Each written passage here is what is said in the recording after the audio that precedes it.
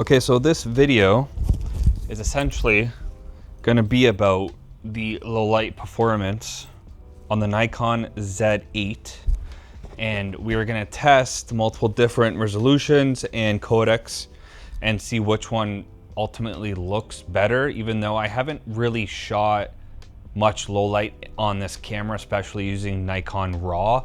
But from the tests that I've been doing lately and making videos here on YouTube, I've noticed that you do need a little bit more light when shooting Nikon RAW.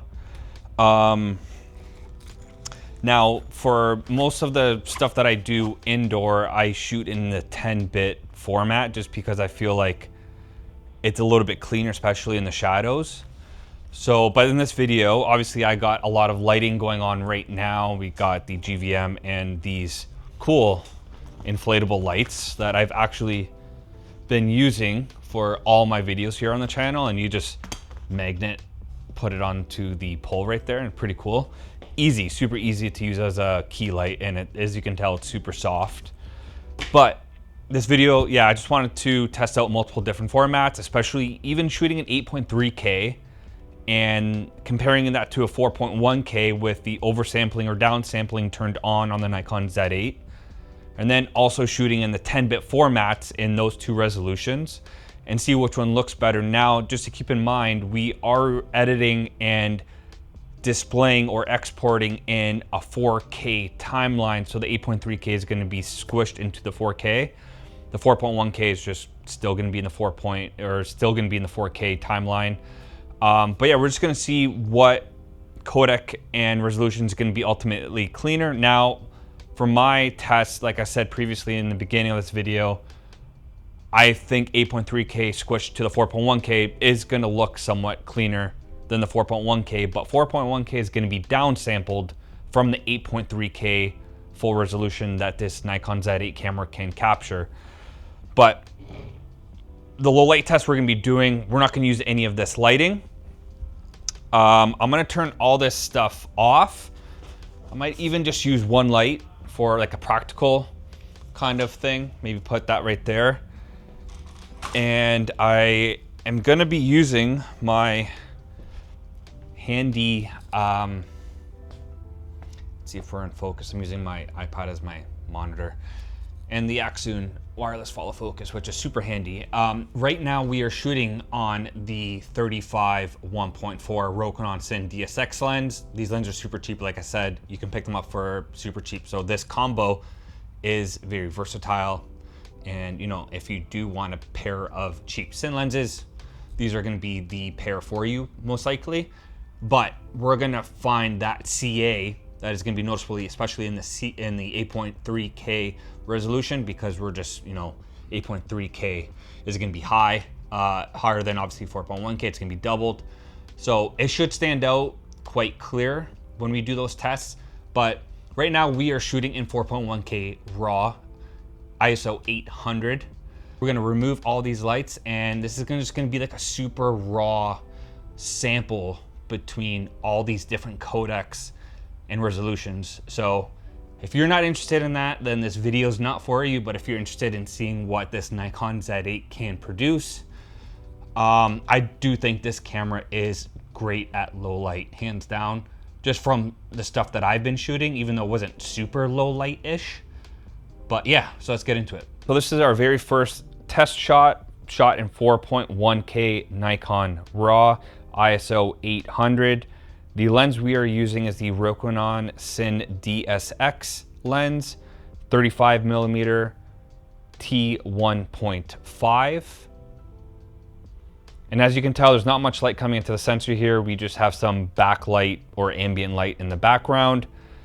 As we pan over to the left, we have some windows, but they are basically covered. Some lighting coming from below. And then as we pan over to the right, not much lighting here as well, just some ambient lighting in the background. So not much lighting coming into the sensor. This is gonna be a good test with the shadows. We are still gonna run in the 4.1K Nikon RAW, ISO 800. From here, we're just gonna move our ISO and go as far as we possibly can.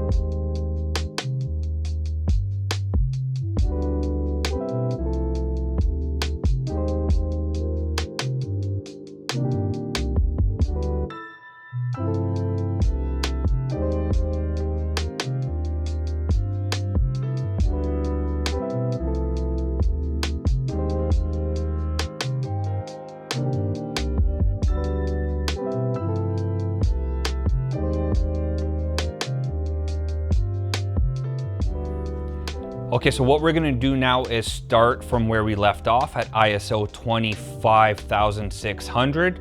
We are still in Nikon RAW 4.1K. In this case, I adjusted my aperture so the background is not blown out. And I'm just gonna keep going down in ISOs starting from 25,600.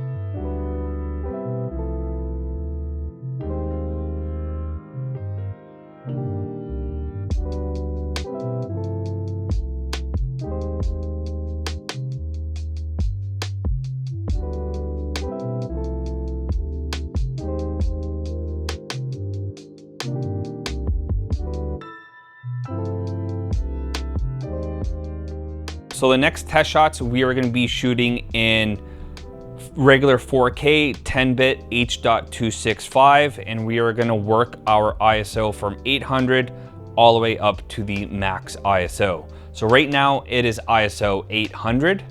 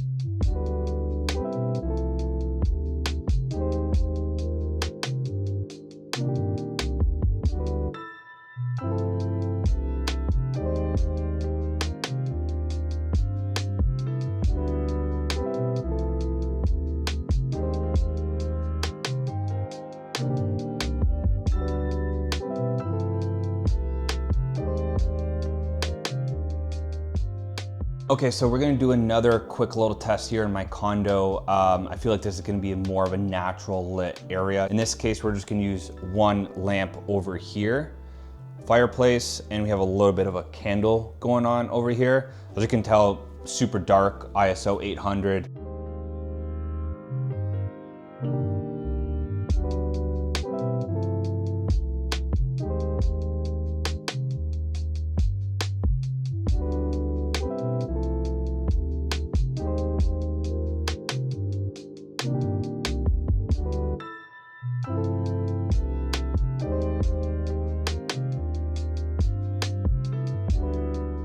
Now for this test, I'm going to turn off the lamp completely, and then I'm gonna ask Jessica to turn off her light on her cell phone as well. Okay, so this is 12,800 on the Nikon Z8. We are shooting on 4K 10-bit still, and there are 0 lights or light fixtures on at the moment, except we got the TV turned on right now, and we also have the fireplace going on. So this is a very, dark room, dark area.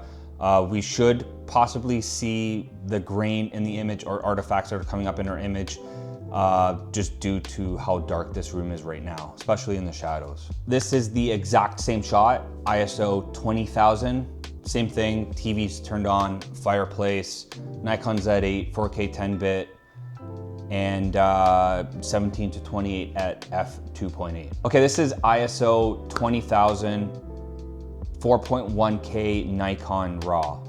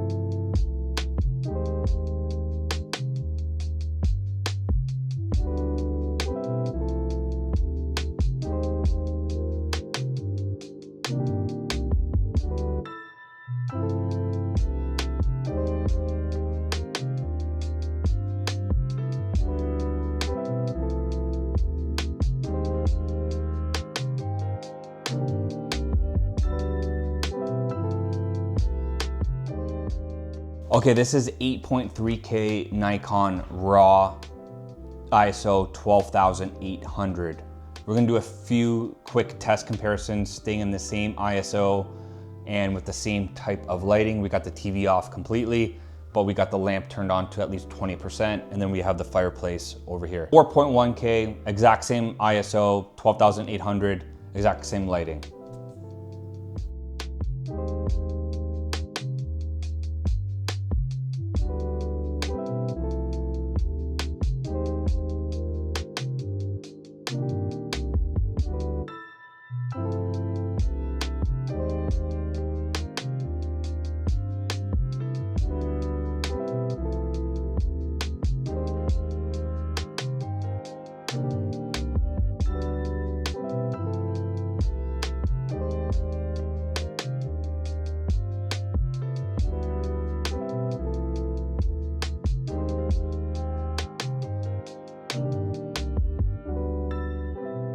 Okay, this is 4.1K Nikon RAW ISO 6400.